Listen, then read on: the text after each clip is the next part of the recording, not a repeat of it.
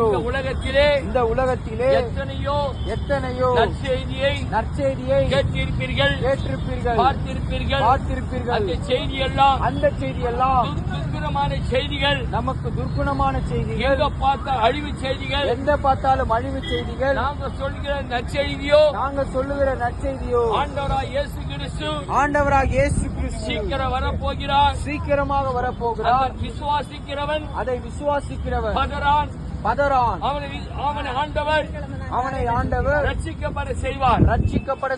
ஏனென்றால் இதுவே கடைசி காலம். இயேசு சொன்னார் 2025 ஆண்டுகள் முன்பதாக, 2025 ஆண்டுகளுக்கு முன்பதாக மனம் திரும்புங்கள், பரலோக ராஜ்யம் ரொம்ப சமீபமா இருக்கிறது, மிகவும் சமீபித்திருக்கிறது. ஏனென்றால் இனி சம்பவிக்க போகிற பொல்லாத காலம் வரப்போகிறது, பொல்லாத காலங்கள் வரப்போகிறது. வேதம் சொல்லுகிறது காரிருள் இந்த பூமியை மூடும் என்று சொல்லப்பட்டிருக்கிறது. பூமியை மூடும் என்று வேதம் சொல்லுகிறது.